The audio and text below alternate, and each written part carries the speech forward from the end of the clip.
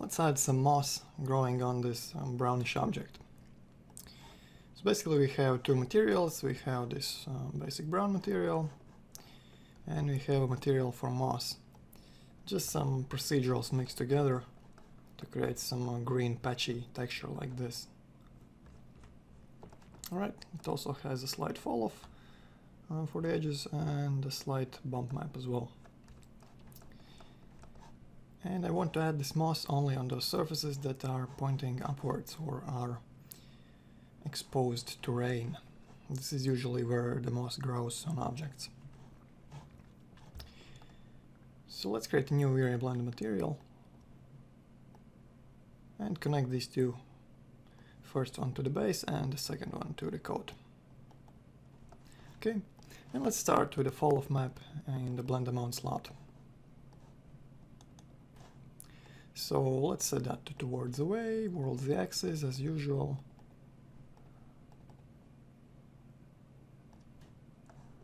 Right, and looks like we need to swap those colors around. So the moss is on top, exactly like this. And then just bring up the contrast to make the transition sharper.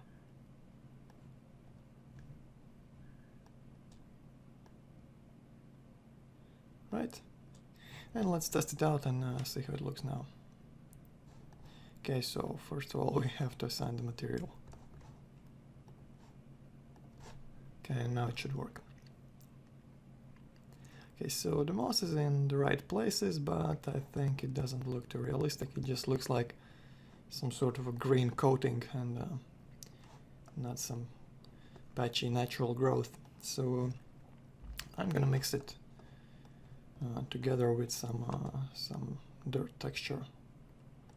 So set up a mix map here, and I'm gonna use that fall off as my mix amount, and change my white color to something a bit patchier, like dirt number 4, or maybe dirt 9. Let's go for dirt 9 right now, and let's see how that looks on the model. Okay, and let's bring up the tiling to something like 3 by 3. I think that's gonna work a bit better.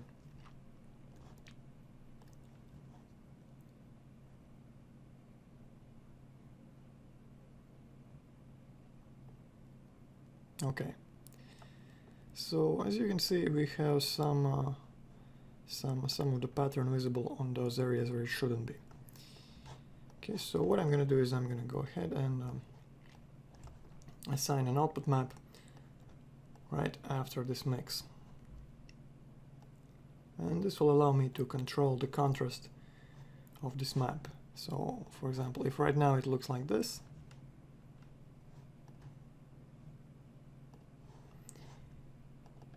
I can go ahead and add some output.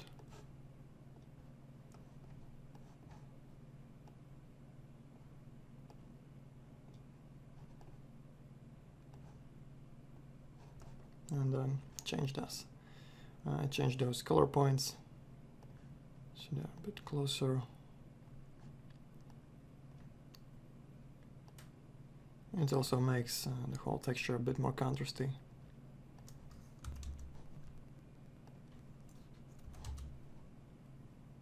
Okay, let's check again.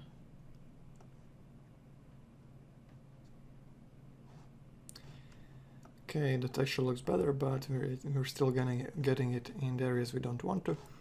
So we have to go to that fall off and move it towards the left side.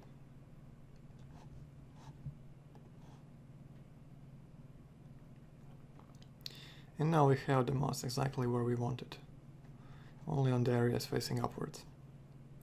Right? And you can adjust the bitmap if you wish. So let's say we want a smaller pattern, so let's try it at 5 by 5. Or perhaps let's say we want the moss to be a bit less dense. You can also do that by, for example, inverting this bitmap. Okay. and I think this might look a bit better. Right, so this looks pretty good. The only thing left to do is bumping up that moss layer using the same mask we're using for the blend. So for now we are using this map in the bump slot. We want to add these white areas from this mask, so we have to use a composite map here. And it's really simple. You just create a composite, use this as layer 1,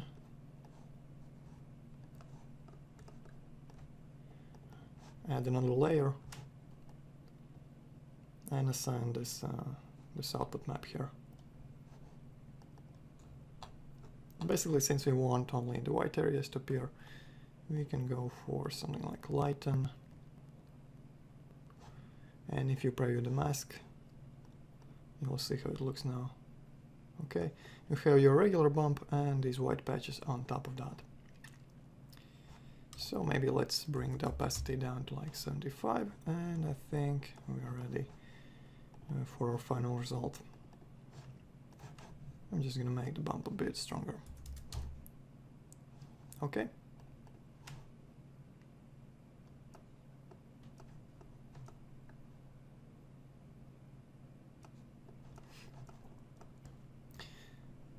And that's the final result, with moss growing on top of our object.